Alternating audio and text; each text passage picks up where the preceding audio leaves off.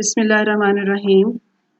عزیز طلبہ و طالبات، السلام علیکم۔ میرا نام سائمہ معظم ہے اور میں آپ کی طالع پاکستان کی ٹیچر ہوں۔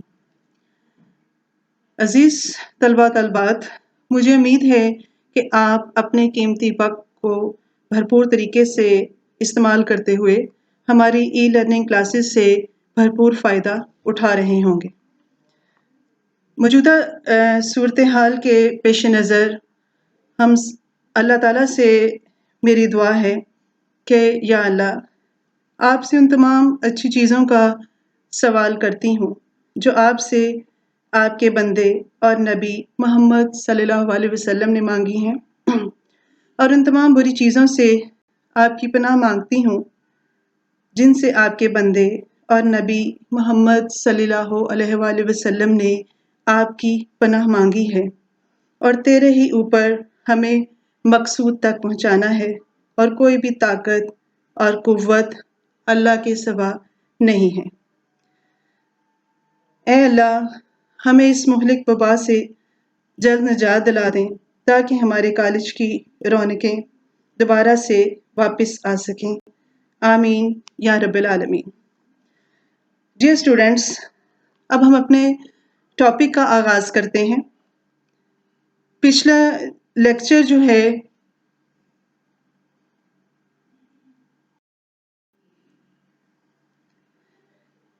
پاکستان مسلمانان بر صغیر کی جدوجہد کا نتیجہ، اس کے حوالے سے آپ پڑھ چکے ہیں۔ اس کو میں مختصر بیان کروں گی۔ جن عظیم شخصیات نے تحریک پاکستان میں حصہ لیا، ان کے بارے میں آپ جان چکے ہیں۔ اس ٹاپک کے حوالے سے جب ہم بات کرتے ہیں، آپ جانتے ہیں کہ بر صغیر پر مسلمانوں نے تقریباً 1000 سال تک حکومت کی۔ اس کے بعد انگریز اس سرزمین پر آئے۔ یورپی اقوام نے ایشیا اور افریقہ کے دیگر ممالک پر اپنا اقتدار قائم کر کے جو نظام حکومت قائم کیا، اس سے نوآبادیاتی نظام کہتے ہیں۔ نوآبادیاتی نظام کیوں کیا جاتا ہے قائم؟ بنیادی طور پر غیر ملکی حکمرانوں کے مفادات کی حفاظت اور فروغ کے لیے قائم کیا جاتا ہے۔ اس کا ایک مقصد یہ ہوتا ہے کہ دوسرے ممالک میں اپنا اقتدار قائم کر کے وہاں کے وسائل کو حاکم قوم اپنے فائدے کے لیے استعمال کرے، اور انگریزوں نے بھی بر صغیر میں ایسا ہی کیا۔ 18ویں اور 19ویں صدی عیسوی میں انگریزوں نے مقامی حکمرانوں کی ناچاکی اور کمزوریوں سے فائدہ اٹھاتے ہوئے عیاری اور سازشوں سے بر صغیر کے بیشتر علاقوں کو اپنے قبضے میں کر لیا۔ انگریزوں کے نوآبادیاتی اقتدار میں تیزی سے اضافہ 1757 کی جنگ پلاسی سے ہوا، جب انہوں نے میر جعفر کو اپنے ساتھ ملا کر بنگال کے حکمران نواب سراج الدولہ کو شکست دی۔ 1764 میں بکسر کی لڑائی میں مغل بادشاہ شاہ عالم ثانی اور میر قاسم کو شکست دے کر انگریزوں نے ریاست اودھ اور ریاست بنگال پر قبضہ کر لیا۔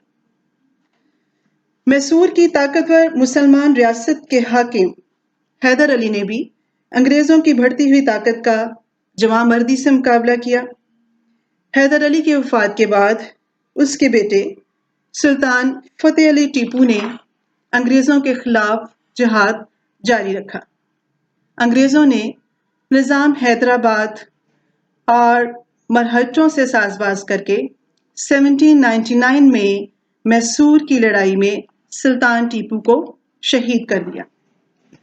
سلطان ٹیپو کی شہادت کے بعد نہ صرف میسور کے علاقے پر انگریزوں کا قبضہ ہوا، بلکہ ان کا اقتدار بر صغیر کے دوسرے علاقوں میں بھی پھیلنے لگا۔ 19ویں صدی کے عیسوی کے وسط تک انگریز بر صغیر کے مغربی علاقوں یعنی پنجاب اور سرحد تک پہنچ گئے۔ 1857 میں برصغیر کے رہنے والوں نے انگریزوں کی حکومت کو ختم کر کے اپنی آزادی اور خود مختاری بحال کرنے کی کوشش کی، مگر کمزور منصوبہ بندی، تنظیم کے فقدان اور محدود وسائل کی وجہ سے انہیں ناکامی ہوئی۔ اس طرح برصغیر پر انگریزوں کا نوآبادیاتی راج مکمل طور پر قائم ہوا۔ 1858 میں انگریزوں نے جو ایسٹ انڈیا کمپنی قائم کی تھی تجارتی مقاصد کے لیے، اس کو ختم کر دیا گیا اور برصغیر کو تاج برطانیہ کی براہ راست عملداری میں دے دیا گیا۔ برصغیر میں حکومت برطانیہ کا نوآبادیاتی راج 1947 تک قائم رہا۔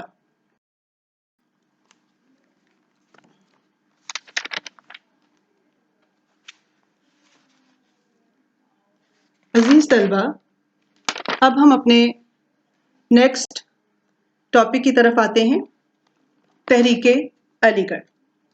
اس سے پہلے میں نے آپ کو جو پچھلا ٹاپک تھا اس سے ریلیٹڈ جو ہے تھوڑا سا ہسٹری اس کی بتائی ہے۔ اب 1857 کی جنگ آزادی میں ناکامی کے بعد مسلمان قوم کو تباہ کرنے میں برطانوی حکومت اور ہندو اکثریت نے کوئی کسر نہ چھوڑی۔ اگرچہ اس جنگ میں ہندوؤں کی بھی ایک بہت بڑی تعداد جنگ میں مسلمانوں کے ساتھ تھی، لیکن وہ انگریزوں کو یہ باور کروانے میں کامیاب ہو گئے کہ آزادی کی جو جدوجہد ہے اس میں صرف مسلمانوں نے شرکت کی۔ یوں حکومتی عتاب کا نشانہ صرف مسلمان بنے۔ اب مسلمانوں کے ساتھ جو سلوک کیا گیا، ان کو بے درے قتل کیا گیا، جائیدادیں لوٹ لی گئیں، نوکریوں سے نکال دیا گیا، تعلیم کے دروازے بند کر دیے گئے، معاشی اور معاشرتی طور پر بری طرح کچل دیا گیا، مساجد اور مدرسوں کو بھی بند کر دیا گیا اور مسلمان ایک تباہ حال قوم جو ہے وہ بنا دی گئی۔ چند انگریز مصنفین کی تحریروں کے اقتباسات دیکھیے۔ اس میں جو پہلا ہے ولیم ہنٹر کی کتاب ہے آور انڈین مسلمز۔ اس میں وہ لکھتا ہے کہ مسلمان ہونا جرم قرار پایا، مسلمانوں کی جائیدادیں اور جاگیریں ہندوؤں اور سکھوں میں تقسیم کر دی گئیں۔ لارڈ رابرٹ لکھتا ہے کہ میرا گزر دہلی کے چاندنی چوک سے ہوا تو ہر جانب لاشوں کے انبار تھے۔ سمتھ لکھتا ہے کہ انگریز فوجی شکاری کتوں کی طرح گلیوں میں پھیل گئے اور ایک کے بعد دوسرے مکان میں داخل ہو کر سب کچھ لوٹنے لگے۔ سر سید احمد خان نے بدر الدین طیب جی کے نام ایک مراسلے کے اقتباسات سے مسلمانوں کی حالت زار کی عکاسی ان الفاظ میں کرتے ہیں۔ انہوں نے لکھا، ہندو تو گنگا نہا کر جیسے تھے ویسے ہو گئے، مگر مسلمان خاندان تمام تر تباہ و برباد ہو گئے۔ ولیم ہنٹر نے اپنی کتاب آور انڈین مسلم میں آگے چل کر لکھتا ہے، مسلمانوں کی ذبح حالی کا واضح نقشہ پیش کرتے ہوئے کہتا ہے کہ مسلمان جو کبھی سیاہ سفید کے مالک تھے، اب اپنی قوم کی تاریخ میں سیاہ دھبے کی حیثیت اختیار کر گئے۔ غالب جنگ آزادی کے دوران میں اور اس کے بعد دہلی میں جاگزی رہے۔ انہوں نے لکھتے ہیں وہ کہ اس امر کا فیصلہ کر لیا گیا ہے کہ مسلم رہائشی علاقوں کو مسمار کر دیا جائے۔ مسمار کا مطلب ہے کہ ان کو گرا دیا جائے، مساجد کو گرا دیا جائے اور دہلی کے چاندنی چوک سے جامعہ مسجد تک کے درمیانی علاقے کو میدان بنا دیا جائے۔ کمال حیدر ایک مسلمان تھے مگر حکومت کی نظر میں بڑے وفادار تھے۔ اپنی کتاب میں پھانسی پانے والے مسلمانوں کی کل تعداد جو ہے وہ 27,000 سے زیادہ بیان کرتے ہیں۔ کمال حیدر نے مزید لکھا ہے کہ عورتوں کے ساتھ جو سلوک کیا گیا اسے قلم بیان نہیں کر سکتی۔ مسلمانوں کا قتل عام 7 دن تک مسلسل جاری رہا۔ مولانا حالی حیات جاوید میں لکھتے ہیں، مسلمانوں پر گزرنے والے حالات سن کر کوئی بھی اپنے آنسو ضبط نہیں کر سکتا تھا۔ مسلمانوں کو ڈھونڈ ڈھونڈ کر مارا گیا، ان کو گولیوں سے اڑا دیا گیا، اسلحہ بارود کی کمی کے سبب پھانسی دینے کا طریقہ اپنایا گیا۔ اتنے پھانسی خانے بھی نہیں تھے، اس لیے درختوں کے ساتھ باندھ کر مسلمانوں کو پھانسیاں دی گئیں۔ ان کی لاشوں کو ٹھکانے لگانے کا کام خاصا دشوار تھا، اس لیے کئی دن تک لاشیں درختوں سے ہی لٹکتی رہیں۔ دہلی شہر کے کنویں لاشوں سے بھر گئے، مسلمانوں کو زندہ کنووں میں پھینک دیا جاتا تھا اور وہ دم گھٹ کر مر جاتے تھے۔ مسلمانوں کے خلاف انگریز حکومت نے اپنے گورے اور سکھ سپاہیوں کو کھلی چھٹی دے دی تھی کہ وہ جس طرح سے چاہیں انہیں سزا دیں۔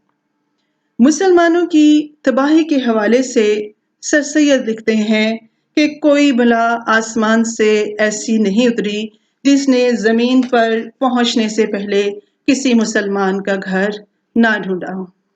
ڈیئر اسٹوڈینٹس، تحریک علی گڑھ کا جو بیک گراؤنڈ ہے، جو مسلمانوں کے ساتھ سلوک کیا گیا، یہ میں نے آپ کو جو ہے وہ بتایا ہے۔ اب اس کے بعد نیکسٹ ہم شروع کرتے ہیں سر سید احمد خان اور تحریک علی گڑھ کے حوالے سے۔ حالات زندگی سر سید کے بارے میں جو ہے، 17 اکتوبر 1817 کو دہلی میں پیدا ہوئے۔ آپ کے والد کا نام میر متقی تھا اور آپ کی عمر 18 برس کی ہوئی تو والد کی وفات ہوئی، اور 1836 میں 19 ایئر کی ایج میں آپ نے انگریز کی ملازمت جو ہے اختیار کی۔ ترقی کرتے کرتے صدر امین کے عہدے پر پہنچ گئے، اور 1857 میں آپ جو ہے آپ کی جو تعیناتی تھی بجنور میں تھی، جہاں پر آپ نے بعض انگریزوں کی جان بچائی، اور رسالہ اسباب بغاوت ہند لکھ کر جنگ آزادی کے بارے میں انگریزوں کی غلط فہمیاں جو ہے وہ دور کرنے کی کوشش کی۔ 1869 میں اپنے بیٹے کے ساتھ انگلستان گئے اور 17 ماہ وہاں مقیم رہ کر برطانوی درس گاہوں کا گہری نظر سے مطالعہ کرنے کے بعد جو ہے وہ واپس لوٹے۔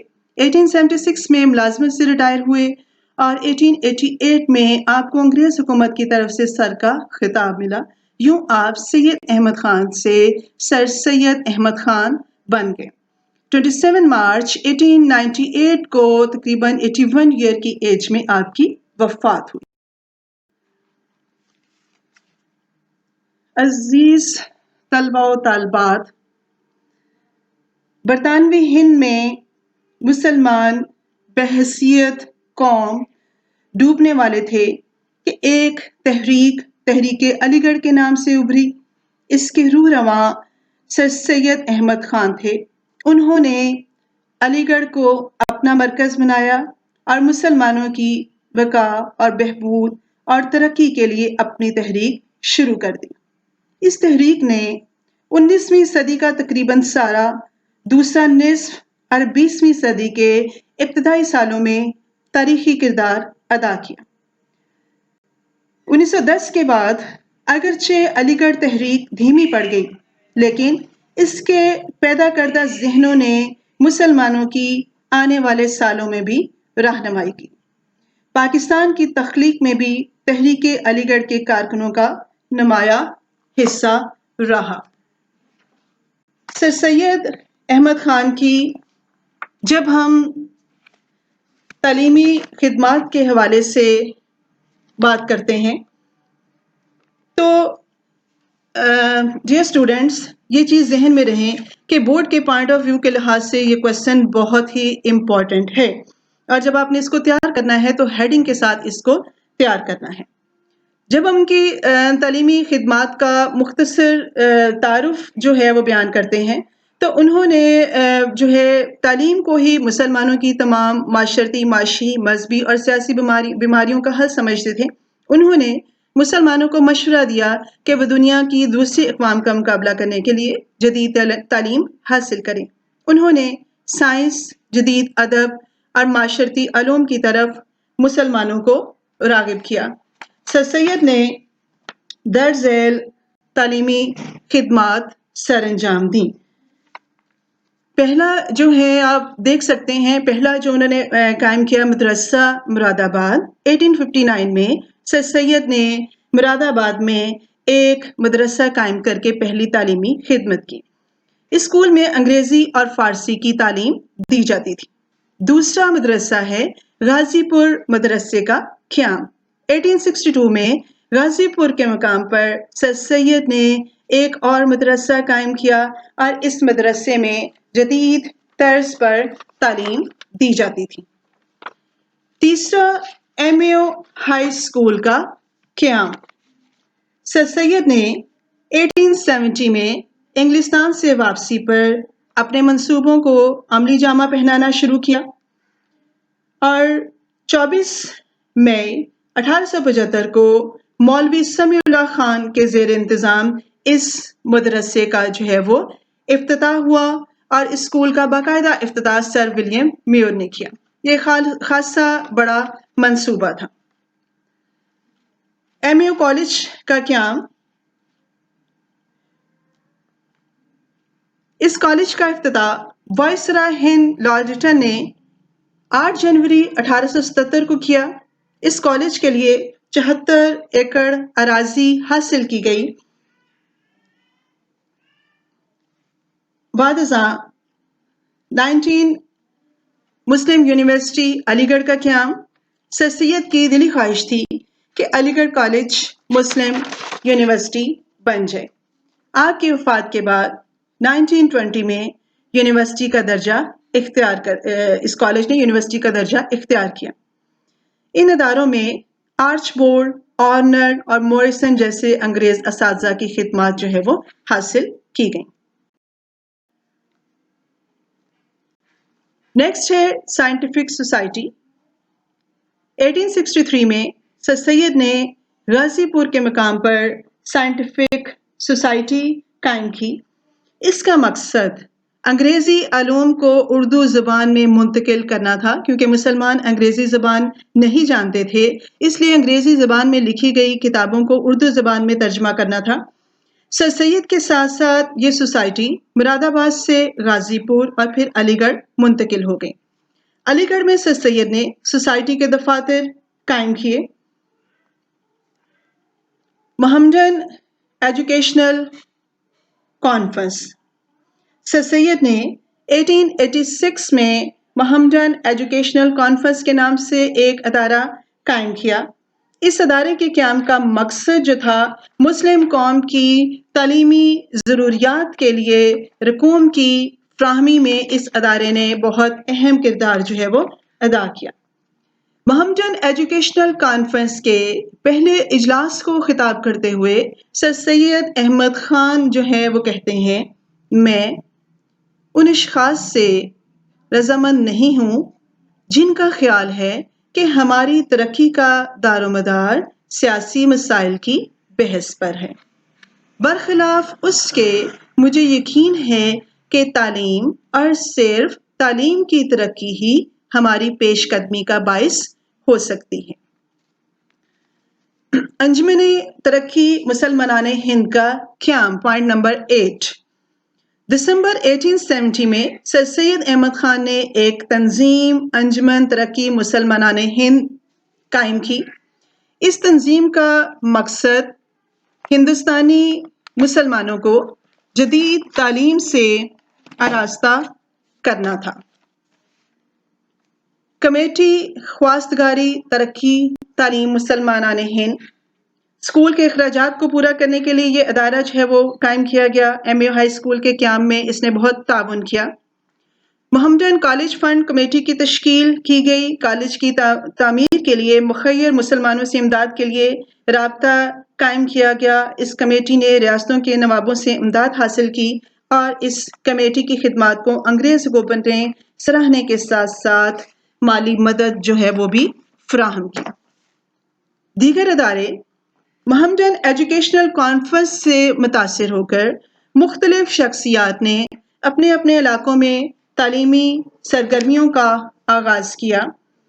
اس کے تحت جو ادارے قائم کیے گئے ان میں انجمن حمایت اسلام لاہور میں اسلامیہ کالج، کراچی میں سندھ مسلم مدرسہ، پشاور میں اسلامیہ کالج اور کانپور میں حلیم کالج قائم ہوا۔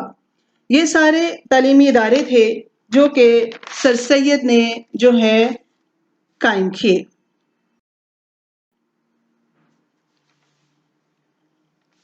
سر سید احمد خان کی ادبی خدمات، اس حوالے سے جب ہم ان کی ادبی خدمات کے حوالے سے بات کرتے ہیں تو پہلے جو سر سید کی کتاب ہے اثار الصنادید ہے، اس کتاب میں پرانی عمارات، کھنڈرات، مدارس اور تاریخی آثار کے حوالے سے بات کی گئی۔ اس کا مقصد مسلمانوں کے شاندار ماضی کو اجاگر کرنا تھا۔ دوسری کتاب ہے تبین الکلام، بائبل پر ایک تفسیر لکھی جس کا نام تبین الکلام تھا۔ اس کتاب کو لکھنے کا مقصد عیسائیوں اور مسلمانوں کے درمیان اختلافات کی خلیج کو کم کرنا تھا۔ آئین اکبری اکبر اعظم کے ایک درباری عالم ابو الفضل نے لکھی تھی۔ سر سید نے اس کتاب کو نئے سرے سے ترتیب دیا۔ تفسیر قرآنی آیات کو عقلی دلائل کے ساتھ ثابت کیا گیا۔ خطبات احمدیہ، انگلستان میں ولیم میور نے ایک کتاب لکھی تھی لائف آف محمد، اس کے جواب میں خوبصورت کتاب خطبات احمدیہ کے نام سے لکھی گئی۔ اس کتاب کے ذریعے سے سر سید نے سیرت طیبہ پر کیے گئے حملوں کا جواب دیا۔ رسالہ احکام طعام اہل کتاب، اس میں سر سید نے مسلمانوں اور عیسائیوں کا ایک جگہ اکٹھے کھانے کو ثابت کیا کہ جو ہے وہ جائز ہے۔ عیسائیوں کے ہاتھوں ذبح کیے ہوئے جانور کا گوشت بھی مسلمان کھا سکتے ہیں۔ رسالہ تہذیب الاخلاق، ایک رسالہ نکالا جس کا نام تہذیب الاخلاق تھا۔ اس میں آپ نے مسلمانوں کی اخلاقی اور سماجی طور پر اصلاح کی۔ اردو زبان میں تراجم کیے گئے تاریخ سرکشی بجنور اور آئین اکبری کا اردو میں ترجمہ کیا۔